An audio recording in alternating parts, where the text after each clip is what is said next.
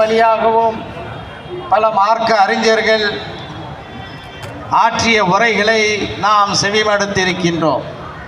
அந்த உரைகளிலே முக்கியமாக ஒரு வசனத்தை திரும்ப திரும்ப அனைவரும் சொல்வார்கள்.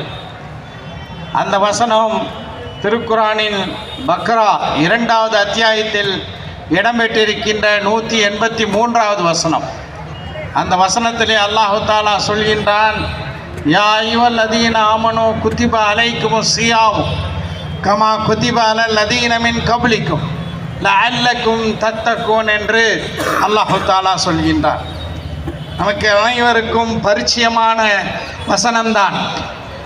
நம்பிக்கை கொண்ட மக்களே, உங்களுக்கு முன்பிருந்த சமூகத்தார் மீது நோன்பு கடமையாக்கப்பட்டது போல உங்கள் மீதும் நோன்பு கடமையாக்கப்பட்டு இருக்கிறது. இதன் மூலம் நீங்கள் தக்வா இறையச்சம் உடையவர்களாக ஆகலாம் என்று அல்லாஹு தாலா குறிப்பிடுகின்றார். ஆக நோன்பினுடைய நோக்கம் தக்வா தான். தக்வாவை மிக சுருக்கமாக இறையச்சம் என்று நாம் மொழிபெயர்க்கின்றோம். அதைவிட விரிந்த பொருளை கொண்டது அந்த தக்வா என்ற அந்த வாசகம்.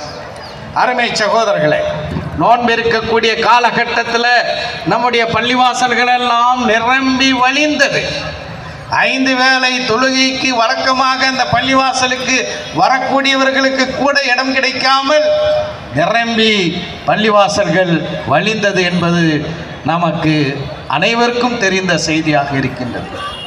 இரவெல்லாம் நின்று அல்லாஹ்வை வணங்கக்கூடியவர்களாக பள்ளிவாசல்களுக்கு இரவு தொழுகையை நிறைவேற்றுவதற்கு நாம் வந்தோம்.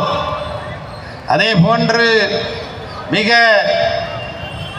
மகிழ்ச்சியாக இரவிலே சஹருக்கு எழும்பக்கூடிய அந்த நேரத்தில் தஹஜ்ஜத் தொழுகையை நிறைவேற்றக்கூடியவர்களாக நாம் ஆனோம். ஒன்றை மட்டும் தெளிவாக புரிந்து கொள்ள வேண்டும். இந்த நோன்பு கடமையாக்கப்பட்டதனுடைய முக்கியமான நோக்கம் என்ன? நம்முடைய தக்வாவை அதிகரிக்க வேண்டும் என்றுதான். ஒரு எடுத்துக்காட்டாக சொன்னால், தக்வாவினுடைய டிகிரி ரமலானுக்கு முன்னால் 50 என்று சொன்னால் இப்போது நாம் செஞ்சுரி அடித்திருக்க வேண்டும்.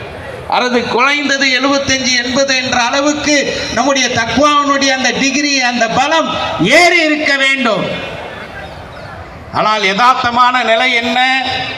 ரமலான் முடிந்து ஈகை பெருநாளைக்கு வந்து அந்த ஈகை பெருநாளில் மிக முக்கியமானது குத்பா தொழுகை.